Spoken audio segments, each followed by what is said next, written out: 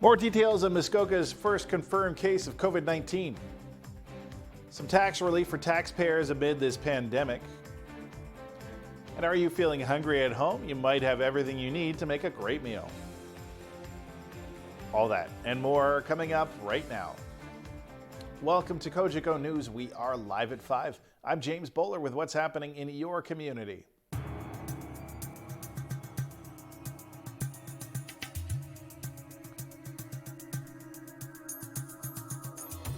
To our top story, the first confirmed case of COVID-19 in Muskoka was from a man from Huntsville area.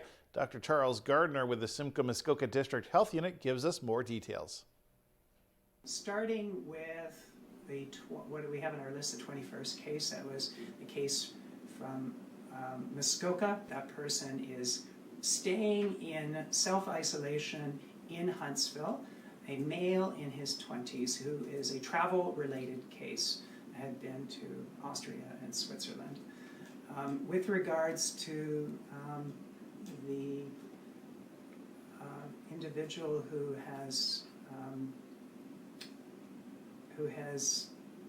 deceased, we note that this is a woman in her 70s who had been admitted to Aurelia Soldiers Memorial Hospital. She was a community-acquired case. There was no link with any travel or any individuals that were known to be cases. And as for how long this pandemic will affect our community, Dr. Gardner says prepare for months, not weeks. I think perhaps the situation in China might be instructive. Their outbreak commenced in December, and they've maintained tight controls until really just the past week. So that's over 3 months that they've had to maintain controls. They're just now relaxing some of those controls, and there's actually a lot of concern that they could end up with another wave of outbreak if they're too quick to relax their controls. So I believe people should be planning for this to be lasting months. Residents of Huntsville are getting a bit of a tax reprieve. Huntsville Town Council met this morning via video conference. We were happy to get that resolution passed. It's in keeping with the resolution passed at district yesterday too, and also the province's message that we can defer the remittance of the education portion as well. So we realize that it's only a 2-month extension right now, and it may be revisited, but for now it's 60 days of reprieve for anybody who was struggling to come up with their tax money. Council will meet again Monday to further discuss the financial impacts of COVID-19, including the possibility of staff layoffs. Labor is essentially our biggest expense, and we're bleeding money. To my knowledge, all staff are still working at the town of Huntsville, with the exception of anyone who had asked to be laid off, to go home, that had a reason to not work or simply didn't want to work. And I think the number was about 9 employees maybe. Well, my understanding is anybody who didn't, their current job wasn't here anymore, were being redeployed into other areas, and I don't have the details on who that is and what they were doing instead, and hopefully it was work that needed to be done, and I think probably now we'll be looking at unfortunately some layoffs, but that's what's everybody's being faced with. And Bracebridge Council has taken similar steps with tax reprieve. Council held its first ever electronic meeting to adopt a motion to waive penalties that would otherwise be charged for the non-payment of 2020 interim taxes that are due by March 31st. Council's decision removes any penalties and interest charges on non-payment of 2020 taxes until May 31st, effectively deferring the requirement to pay for 2 months. We are going to take a quick break. We'll be back with more after this.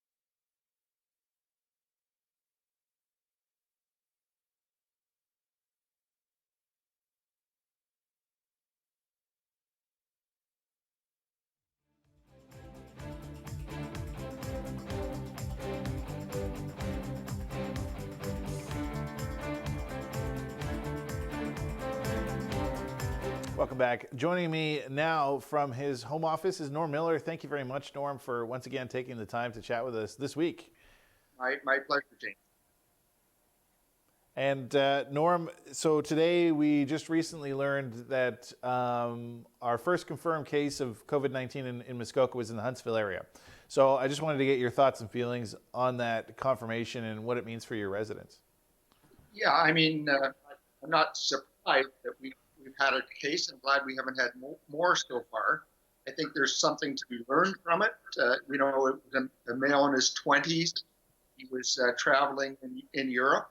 And I think that reinforces the message that if you are traveling somewhere, to make sure when you arrive back, and of course it's now reinforced by law, by the Federal Quarantine Act, that if you come back from somewhere, you should go direct to your home, not stop at the grocery store or the bank, anywhere else, and then go into quarantine for 2 weeks. And that's super important. I think this case reinforces that.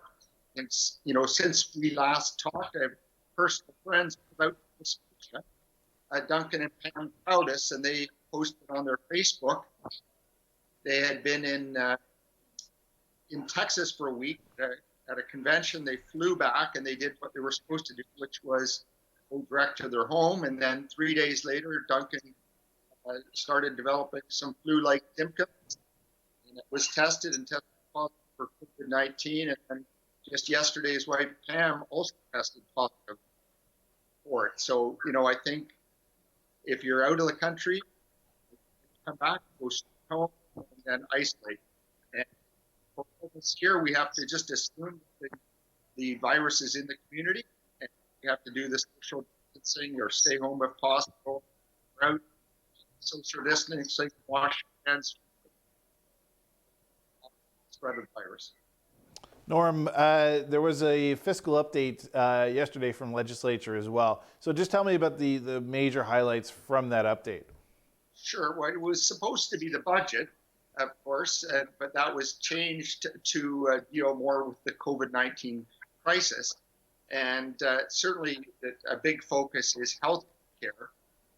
There's a lot of new spending in it, of course, but in the healthcare department, there's $3.3 billion more spending, and there's a big contingency built in because we really don't know what's going to happen going forward, but increased spending to build capacity in our hospitals, increased spending for transitional beds, increased spending for home care and the long-term care sector, increased spending for all the things that the healthcare system needs, including all the personal protection equipment and supplies that are so important. So big investment in healthcare, and as well a big investment in trying to keep people whole in terms of their money. So big investment for families and businesses as well. Some $3.7 billion in support of those most vulnerable. Like, for example, there's $75 million to seniors, doubling the guaranteed annual income system amount that they receive. There's money for families who are at home with their kids and not able to go to school. So $200 per child, be able to get some workbooks, et cetera, $250 for special needs children, a reduced electricity cost for small business farmers and families. And then there's a big deferral for businesses so they can survive this and keep operating and manage their cash flow. So $10 billion in deferrals of all kinds of taxes, from WSIB to education property tax, a doubling of the employer health tax exemption. So when you add all that up, that's $10 billion in deferrals through to August 31st to help businesses survive and where they're able to maintain employment where it's safe and they're able to do so. Well, it's good to see the government coming to the aid of Ontarians when we need it most. Norm, we do have to go to break, so I'm going to have to say goodbye to you, but I'm sure we'll be chatting again soon, and I do appreciate you taking the time. It's my pleasure. All right, we are going to take a quick break, and we'll be right back after this.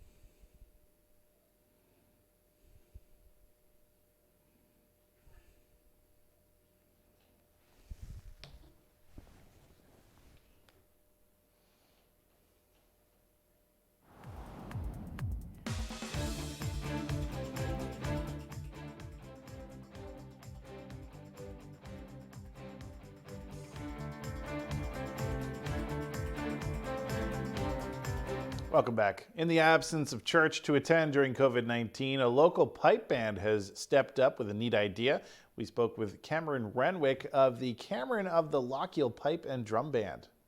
So at 11 o'clock on Sunday morning in Huntsville, what you're going to be finding is members of the Cameron of Lochiel Pipes and Drums at their own homes playing their pipes or their drum, and we're going to be playing Amazing Grace. And the idea is that once all the COVID-19 isolation is finished, we're going to come together, probably on a Sunday again, and collectively play Amazing Grace and celebrate the fact that we've made it through. You know, it's the artists that come out that provide things like, online painting and direction. And I saw some video on YouTube of country singers that were playing Facebook Live shows. And that's what got me thinking. And then I thought to myself, Sunday morning, I've had a few people say to me that they're really upset that they aren't able to go to church, but understand why.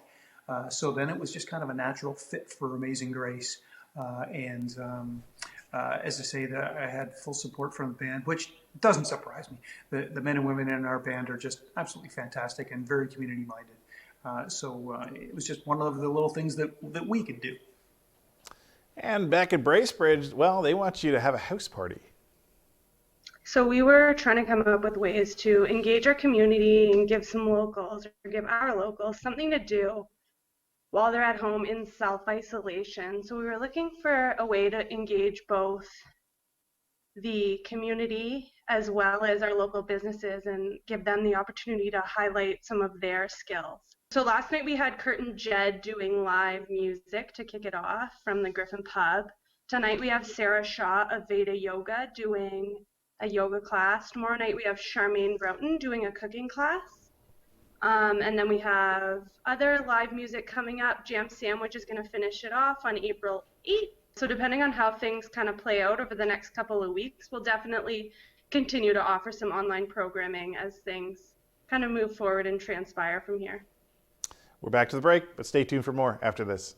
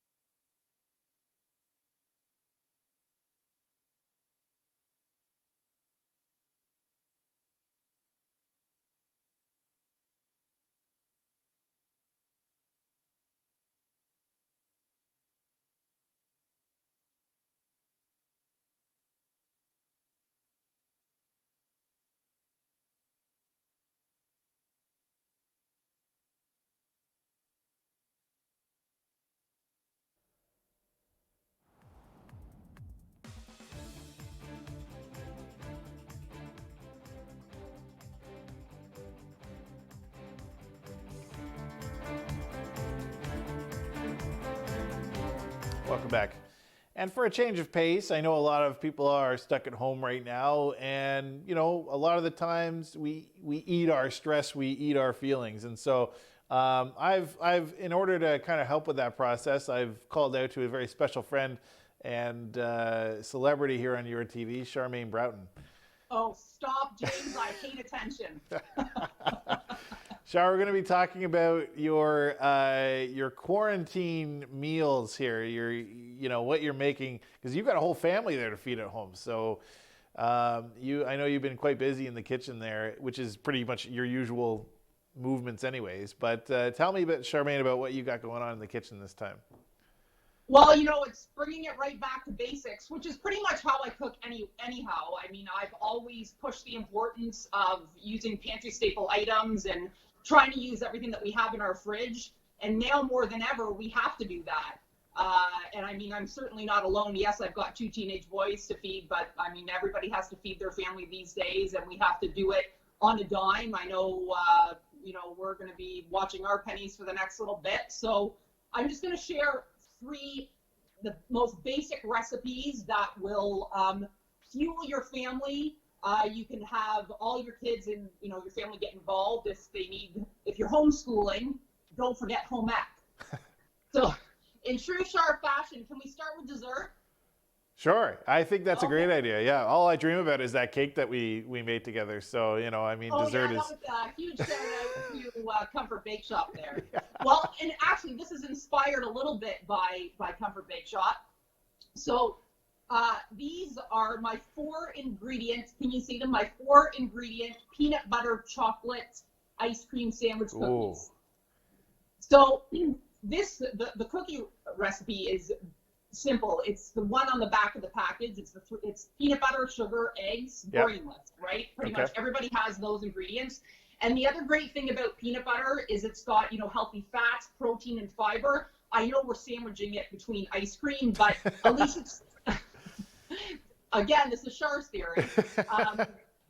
I know we're sandwiching it between ice cream, but at least there's some nutrient value to it as well. Yes. And then, I just put ice cream between it and then some Comfort Bake Shop sprinkles. Well, they're not really Comfort Bake Shop sprinkles, but sprinkles to make it kind of fun because some people are kind of down right now, right? So you can always cheer yourself up with an ice cream sandwich. So. Absolutely. I think that's probably the best way to cheer yourself up right now is an ice cream sandwich. Absolutely. So. I'm like a stress eater, I'm an everything eater. All right. What do we got next, Charmaine? Okay, well, let's work backwards. So we went dessert. Now let's go to breakfast. So I was going to make it look all fancy, but I thought, you know what? It's not about fancy right now. It's about utilizing what we have and fueling our family well. So this is what I call, it doesn't look like much, but it tastes absolutely phenomenal. I usually call it my get up and go morning muesli, but I'm calling this my get up and go nowhere muesli because we're not going anywhere. But pantry staples, so oats and a little bit of honey or maple syrup, some ground flaxseed, some apples, some orange zest, Greek yogurt, spices. It's absolutely delicious. Your kids can measure this out, get in the kitchen. My 18-year-old actually makes the whole batch and sits down and eats the whole thing. And I'll have all the recipes are actually up on my Facebook page. So this is another amazing dish that kids can recreate. Beauty of this dish as well is there's actually no quote unquote cooking. So even if your kids are 5 and under, they can measure and all that. So cooking, life skills, science, and math. So get those kids into the kitchen. Well, that looks amazing.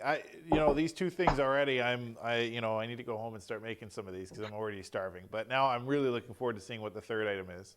Okay, so the 3rd item I actually have featured. I featured this on in Char's Kitchen, but I'm going to talk about it again because it's a family favorite in our home. Whether we're going through this or whether it's like a random Wednesday in May and everybody's healthy, this is something that I make at least probably 3 times a month because it's such a great way to utilize what we have. I mean, Okay. Now is not the time to be wasting food.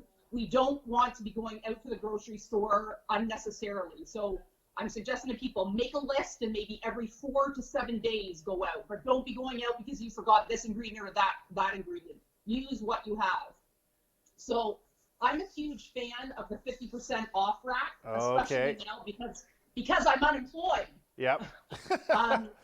So By the way, now. I see where this is going already. I'm remembering this. If anyone has watched In Char's Kitchen, you're going to know what this is. So Yeah, but you know what? It's a go-to and it fuels a family well. Yep. So you're going to go to the grocery store. You're going to buy that bread bowl that you use to make the party spinach dip. Yep. You're going to prepare it as if you were making the party spinach dip. Cut off the top, pull out the insides, You can freeze the insides for a later date for, stuffing for Thanksgiving or so on. Yep. And then what you're going to do is you're going to go into your fridge and you're going to pull out all of, like, if you've got little bits and pieces of spinach or leftover deli meat, grated cheese, if you've got some red peppers or roasted veg from last night's supper, pull that all out and layer it inside your bread bowl. I'm going to cut into it and show you in a moment. But again, get those kids in the kitchen, and it doesn't matter what order the kids put the things in. Like, mine looks really pretty, but if they want to put the meat on the bottom and the cucumbers on the top, let them. Like, have their little hands be creative.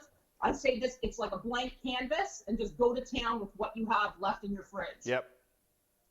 It's also a great way to use up all those condiments in the door of your fridge. So I mixed together mayonnaise and some curry paste, and then I spread it all in the bottom of the bread bowl and the top, and then I loaded all my ingredients. So I just want you to Yeah, let's take a look. You're teasing me here now. how awesome leftovers can look. Look at the color. Oh, yeah. That looks delicious. See that? Oh, that's so good. So if you want your kids to eat fruits and veggies and be fueled during this time, Yep. what a way to do it. That's amazing. I would eat that in a second. My kids were I made this last week. I made it today. And again, these are not just things that I'm doing because of what we're going through. This is how I cook on a random Wednesday in the middle of August. All right. Well, Charmaine, thank you. We do have to go to break in a minute here, but I do want to, while you're on the line, I just want to make sure that people are aware. They can watch they can watch that episode with John Derringer where you made that amazing sandwich. They can watch all of your episodes this weekend because we have I'm dubbing this a Char-a-thon starting at noon on Saturday. You can watch all of Inshar's Kitchen's episodes, or you could just go to our on-demand channel 602 on your TV right now and watch any of these episodes. I particularly like the Mayor Graydon Smith one, so and check it out. I just want to say, everybody, stay safe, stay healthy, stay inside, wash your hands, and we're going to get through this, I promise. Thank you, Charmaine. And you know what? We're looking forward to seeing your kitchen again sometime soon, so look forward to that. You too. All right, we are going to take a quick break, and we'll be right back after this. Bye, James.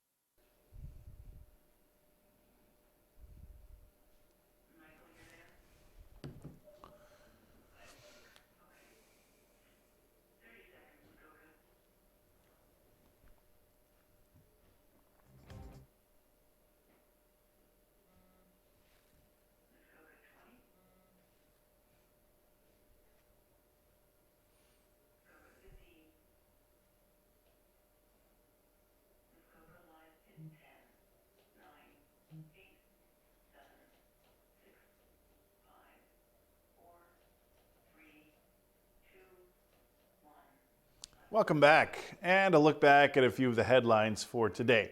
Muskoka's first case was confirmed to be a Huntsville man who had recently traveled to Austria. He's in self-isolation now. North Bay Parry Sound District Health Unit also reported its first case of COVID-19. And Huntsville and Bracebridge are both looking to ease the tax concern for residents. Both councils have voted to remove penalties for late taxes for the next few months. And Your TV will continue to keep you updated with credible and up-to-date information on the COVID-19 situation. We'll also be continuing to live stream these newscasts live at 5, so keep track of that. And that is Cogeco News. For more information on the program, head over to yourtv.tv or connect with us on social media. Remember to catch us live at 5 Monday to Thursday. And from everyone here at Cogeco News, thanks for watching. Have a good night.